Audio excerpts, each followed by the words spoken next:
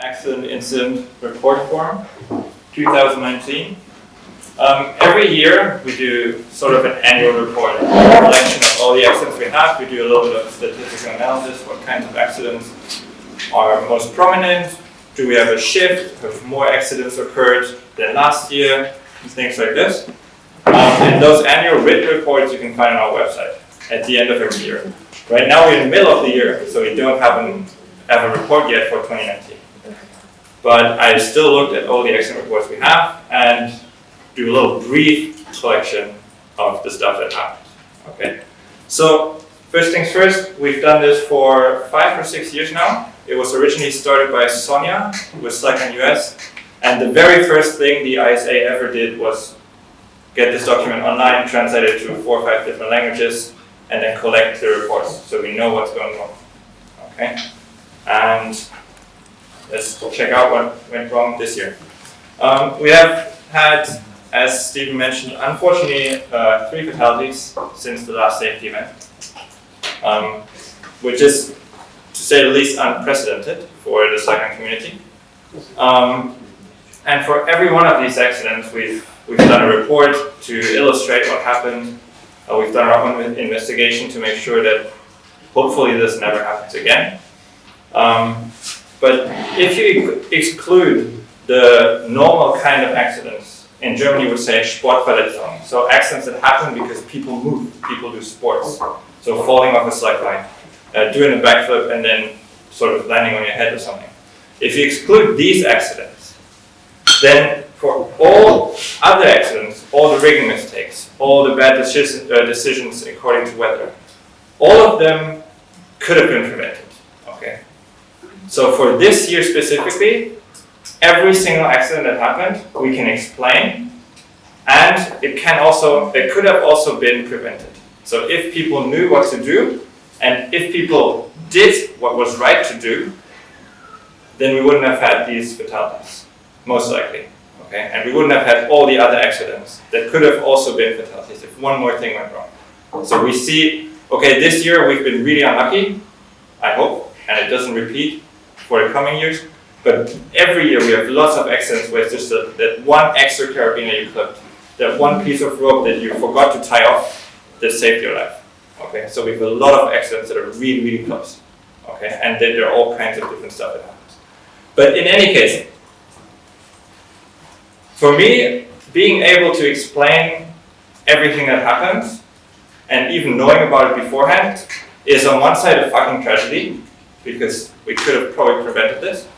But it also gives us the possibility to say, okay, if we know all the accidents, if we know what happens, then we can probably engage people, we can share our knowledge and tell people what to do in order to prevent those accidents.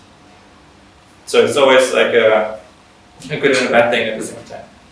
Now, what I find most disturbing when I read the accident reports is that people start with like the details of the report, they state their name, how many people were present, where did it happen, when did it happen, stuff like this. And then they do a description of what exactly happened, and right after that we have a question that's something like, what do you think went wrong, how could it have been prevented?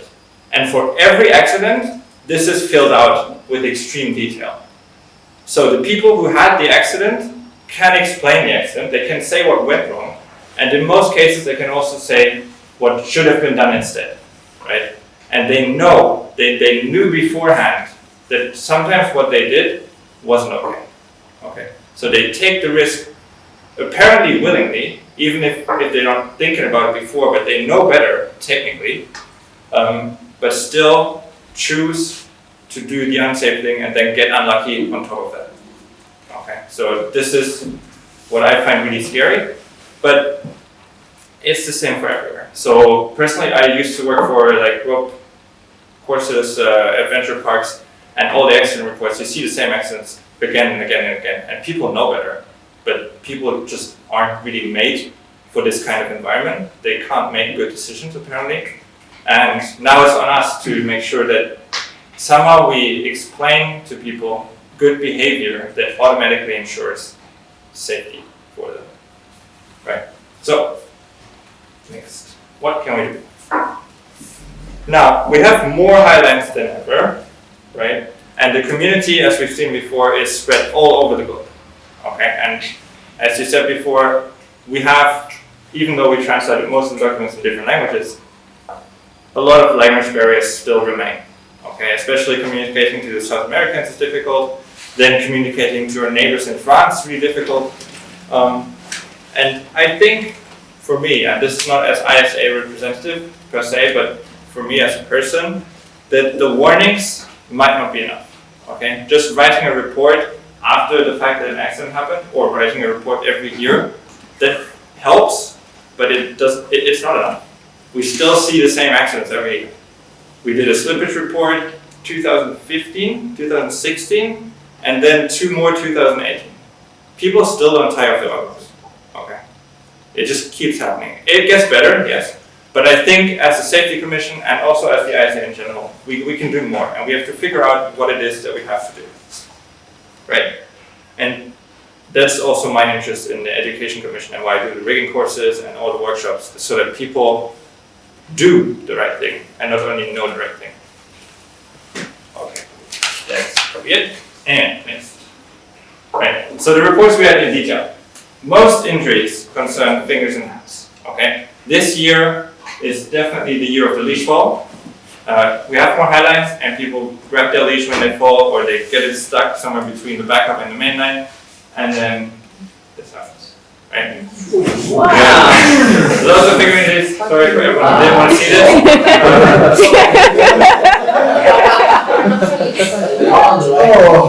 Yeah. What is the one on the bottom right? That one? That's after surgery. Oh, this one? Yeah. Oh, that's just cut. That's the least tragic. Yeah, it's cut in here. Anyways, that's the vast majority of accidents that we have at the moment. I guess one thing you can do is try not to grab the leash, or you wear like gloves that have no fingers. Realistically, okay, this happens, and it's not super dangerous. I mean, it's really uncomfortable, and if you get unlucky, you might lose like the sensory ability in your fingers, but you're not going to die from losing a finger. Then we had the highlight fatality in Brazil, which we've done a report on. It just highlights how important it is choosing the correct anchoring material, understanding the forces, and understanding that even though things are heavy for a human person, they're not heavy for someone. Okay? Even all of us together would have probably trouble to lift this, but with a slackline, it's quite easy. Okay. So understanding forces and making sure that, well, you don't choose the wrong anchor is definitely one of the highlights, so to say, of this year. Because this is not the only one. Okay, that's the only one that ended in a fatality or a major accident. We've had a couple of complete failures of anchors, where just rocks fall over, trucks move, all thread anchors just blow out. So choosing your anchor wisely and keeping it as redundant as possible. And I think like one point is like not because it was rigged already from this anchor means that the anchor is safe. Yes. Because that wasn't the case. Sure. It was rigged 2 times before on the same anchor, nothing happened, and then the 3rd time it failed. Yeah. And not just because it's one time safe, it's always safe. That's true. If you want to discuss any of the accidents that ever happened in more detail, we can do afterwards or during lunch, because that's always nice. So, as I said before, even though we did like 5 reports on this, we still have webbing slippage. It's just one example. I have probably 100 pictures of this one. Yeah, and they're all the same. It happens to all the weblogs. Sorry for choosing yours. It's a collector's item now, you guys. It's a collector's item now. Yeah. Yeah. Now, another thing that's been happening more and more is that miscommunication is extremely dangerous, and that also goes back to the language barrier. So if you rig with people in new places, with people you haven't rigged before, people who may not speak the same language or as fluently as you do, or you yourself don't speak the language as good, it is of utmost importance to make sure that certain things mean certain things, okay? If you set up a line and you're not sure if you can cross, don't cross, okay? We have a lot of accidents that concern the very first crossing of the line, either by high slide or by walking across. Because the other side wasn't checked by yourself, because you've been on the other anchor, of course, and this team wasn't ready, or didn't realize that you just wanted to go across, okay? And I don't know if we're already good to talk about them. Taglines. Taglines kill people, almost, at least. Getting a tagline across is usually, or in the alpine environment at least, most often the most dangerous part. Okay, so we have people who've almost frozen to death tagging a line. We have people who cut their security with taglines.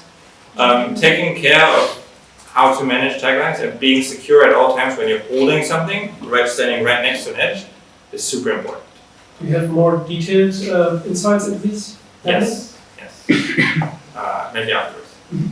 Not on camera. And then bad weather is bad news. Okay. This concerns mostly big lines. So as you know, okay, last or first year we talked about the lightning strikes on Sam's lines. To Sam for some reason. But yeah, bad weather in general, wind, rain, all of that. The longer the line, the more susceptible it is. But we're going to talk about long highlands tonight in more detail, also about bad weather. Because wind is the number one reason for complete failures, where mainline and backup go. Is wind by far number one fault. Do you have a suggestion for what length is whether you when you consider, I think we can discuss later with the presentation. Great.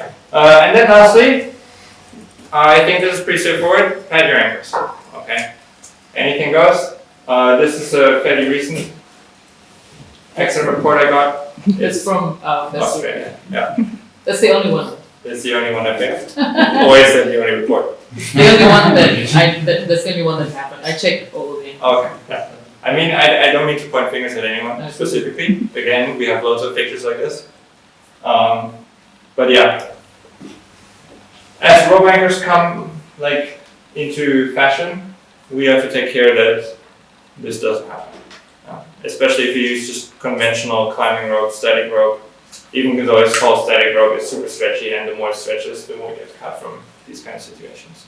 And just putting a tree pro somewhere, I mean, the entire anchor can be done differently. But just putting a little bit of tree pro with a little bit of tape somewhere, and this concerns physicality. So if you fall from a great height, you're gonna die. Nor mentally. And this is, I think, the most important aspect. Even though we know about the accidents, even though we understand what's correct, sometimes we just don't do the correct thing. For whatever reason. For example, we've been to Malta, and I don't know where you guys were, but Lisa and I were at the anchors, and then someone from the local highness came over, and we rigged a 150 meter line over 60 meter over water, so it's a real height. And it was sun all day, pretty hard, and we were totally done for being exposed to the sun all day. And we set it low, and he wanted to go on the highline, but the leash was on the wrong side. So we had to walk around the entire cliff, and then tie in and cross lock. And we didn't get up to give him a butt check. We didn't ask, we didn't suggest, and I felt the obligation, but I also felt the sunburn, and I made the wrong decision. Nothing happened, of course, as in 99.99% of the cases, but it's those tiny things that decide between your friend dying and your friend not dying, okay?